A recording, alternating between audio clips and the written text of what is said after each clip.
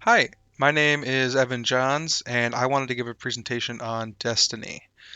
Uh, I'm going to be mainly talking about Destiny 1, but later on in the presentation stuff I'll say will pertain to both Destiny 1 and Destiny 2, so just Destiny as a whole franchise.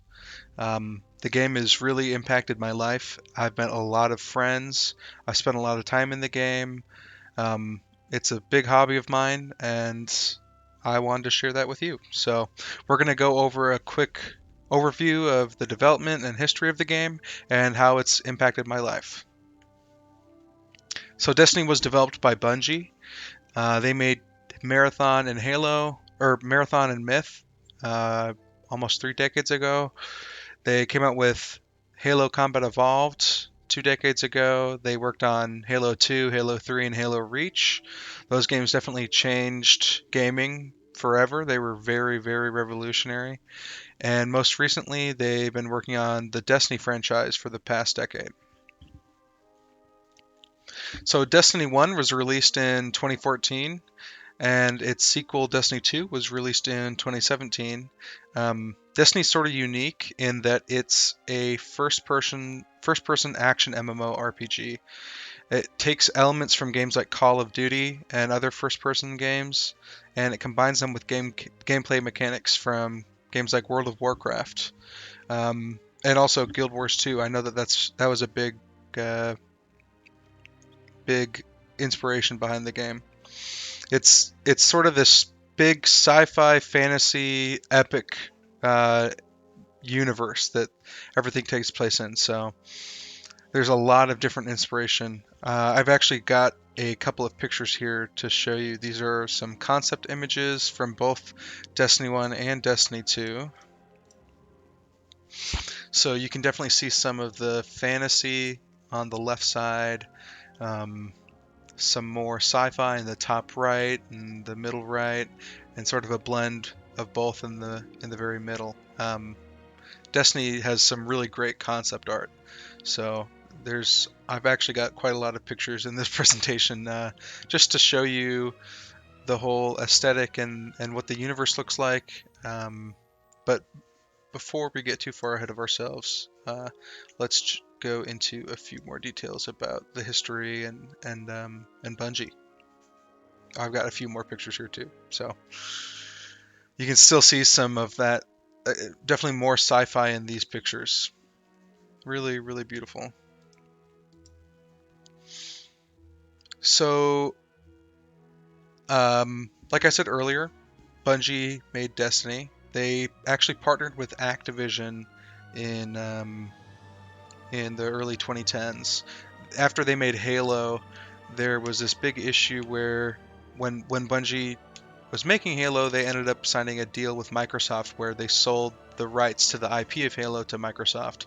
And that was a big mistake that Bungie did not want to make again. So when they were looking for partners, because they knew they wanted to make another, I guess, game changing game, uh, they wanted to make sure that once they were done with their partnership with whatever publisher, that they kept the rights to the game. So that was a very big motive for them. It took them a little bit of time to find a publisher, but eventually they signed on with Activision. They signed a 10-year contract where Activision would hold the rights to publish the game on as many platforms as they wanted, and at the end of the contract, Bungie would retain the IP rights for the Destiny franchise. It was developed by around 500 people. It's sort of a rough number because there's just so many people that work on games, from marketing to the developers who are writing the engine to actors that are doing mocap. There's just a lot of different people. So it's somewhere around 500. I wouldn't be surprised if it's more. Um, it had a $500 million budget, so it was at the time it was one of the most expensive games ever developed. I believe it's the sixth most expensive game to be developed today. When I was reading some articles and interviews, I saw some higher ups at Bungie say that it was a pretty high estimate, but it did include the marketing. So Activision had actually given out that estimate, and it ended up being around 500,000 or 500 million just because of all the marketing and once you combine everything together.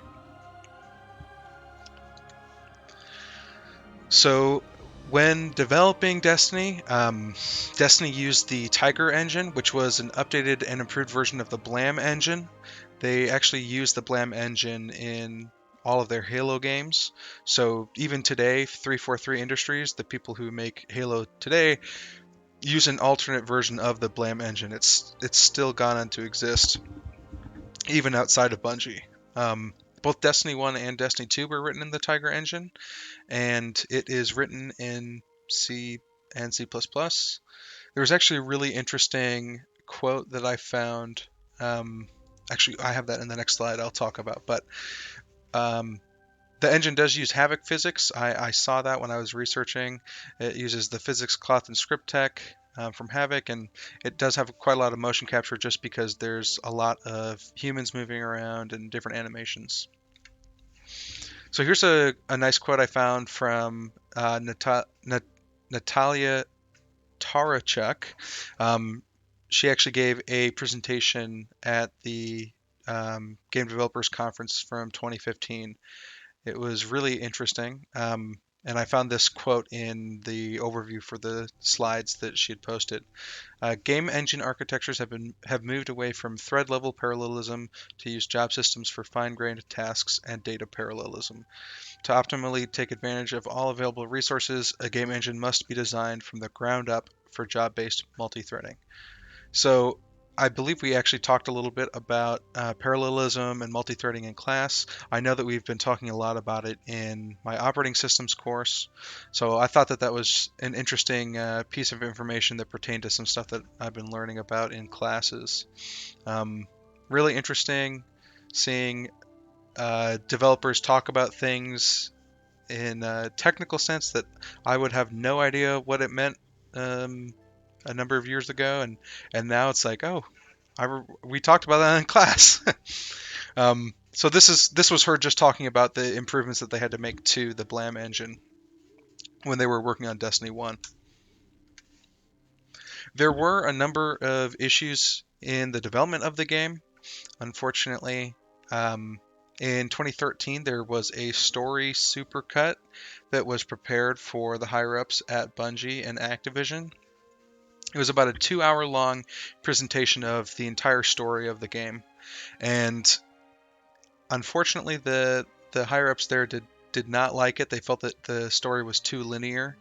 Um, at the time, there was this big push towards open world games. You had games like Skyrim and Grand Theft Auto, and I mean, almost any game you can think of from back then, it was all open world, quests that you go and do. So they didn't really like that, and they made the story writers and narrative team do this, scrap all the story and start from the ground up. So that happened about a year before the release of the game, and that really hurt the game's launch.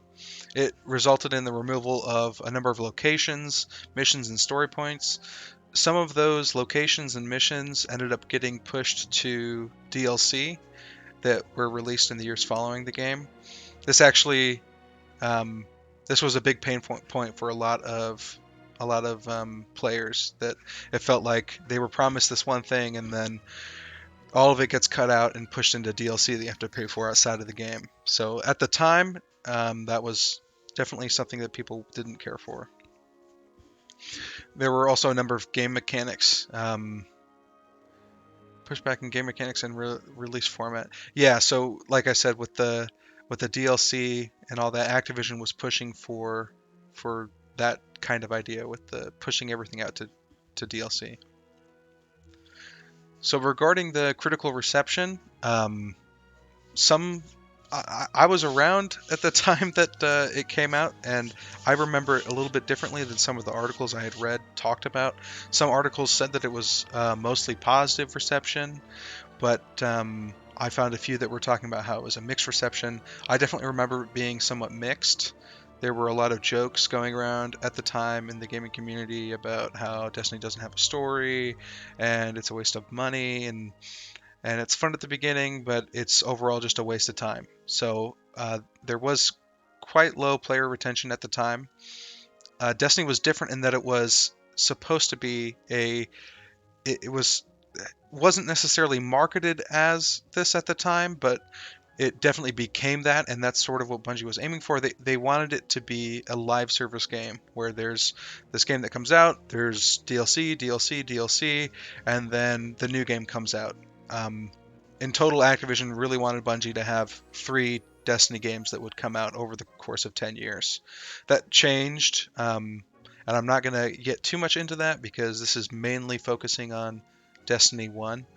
Um, but that did end up changing to once Bungie ended up leaving Activision about 6 or 7 years into the contract. The opening week, there were a number of different reports for how many copies were sold, but I found it to be around 5 million copies, which is definitely quite a lot.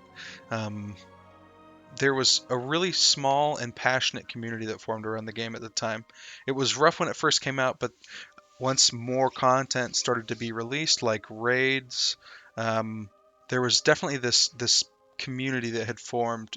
And even though the game had a lot of issues, the community really loved the game for what it was.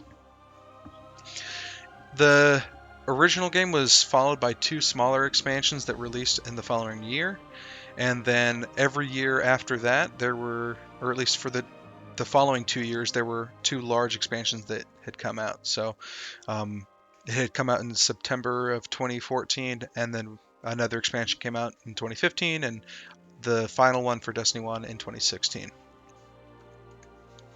So as far as the impact on gaming that it had, um, well, like I said earlier, the style of game had never really been attempted before on this scale when you have this huge developer, the developer behind Halo, working on this live action MMO RPG. It's a live service game that you can play anywhere. It was extremely they were extremely hopeful. The closest neighbor I could think of at the time was Borderlands. It's definitely a looter shooter, so there's you're going around shooting bad guys and getting loot and putting that new loot on and you're getting better and better as you pick up better gear. So a lot of people compared it to Borderlands. There's been a lot of different companies that have tried to replicate the overall success of Destiny. There's the Division and the Division 2 that came out. Those are both great games on their own.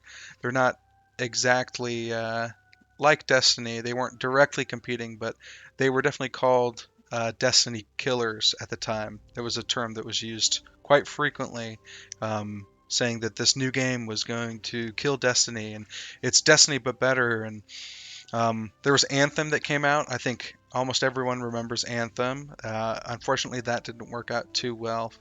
And Outriders most recently had come out. It was a good game, but it did not quite live up to the reputation of Destiny Killer. Overall, a live service game is very, very, very hard to support and develop. There's been a lot of talks and conferences about there. Excuse me. There's been a lot of talks and presentations given by leads at Bungie talking about what it's like to develop a live service game, and it takes a lot. I mean, you see these 3 names here. These were huge games that were trying to do what Bungie had done, and it just didn't quite work out for them. Lots of moving parts and things to think about. So over the years, Bungie has gotten a lot better at being able to develop games like Destiny, work on a live service game. You see games like Fortnite now that are same type of idea, that it's a live service game. That's free to play. Destiny is now free to play. At the time it wasn't, but having this game that you're working on constantly, pushing out new content, how do you monetize that? A really complicated thing to deal with. So as far as the importance to me, like I said at the beginning, Destiny has been a constant in my life. It's really been the main game that I play. I've met a ton of friends. I originally started playing in 2014. I got a PlayStation 4 on Black Friday. I was 14 years old, and it came with Destiny, and I tried it out. I thought it was okay. I stopped playing, and then I quickly became someone who did not like Destiny. I always gave it crap for having no story or whatever reasons, and I was a kid. I ended up starting playing it again in 2015 because a bunch of my friends at school were playing Destiny, and I thought, well, I want to play a game with my friends, so I guess we're playing Destiny. Um, Once I started playing, then it completely hooked me for whatever reason. I remember going on a trip over the summer, and all I could think about the whole time was the story of the game and the lore and this deep universe that Bungie had made. Really interesting universe. So I was online researching all these things, and I couldn't stop thinking about it. Once I came back, a lot of my friends had stopped playing the game, but I've been playing it ever since. Like I said, I made a lot of friends over the years. I've joined a lot of, not actually too many clans, but Destiny does have a clan system where you can play with people who like to play the same game, and I've met a lot of people through there. I've met people just randomly playing the game. I run into someone, we're messing around, and we're both laughing, and we ended up just becoming friends. Um, I'm actually going to be seeing one of my friends from 4 years ago that I met this summer. It's going to be a ton of fun. I've met friends through my clan right now that I'm really good friends with. I talk to them all the time, almost every day. Um, Really, the game just helps me relax and get my mind off of things. It gives me something to look forward to and something to be excited about. So, like I said, it has an absolute, a wonderful storytelling and an immersive universe that I really love. I have a few more pictures that I wanted to include, but first, I put together a little montage of different clips that I've collected over the years. Just a lot of memories I've made playing this game, so it does mean a lot to me.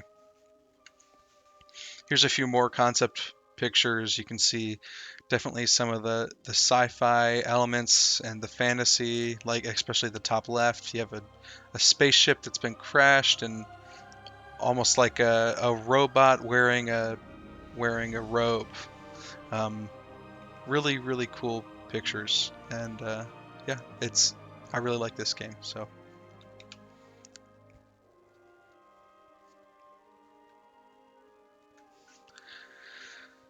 that pretty much wraps up everything. I just wanted to share some of these images and talk about a game that means a lot to me. And yeah, thank you for watching. I hope that this was a somewhat interesting presentation. Um, yeah, thank you.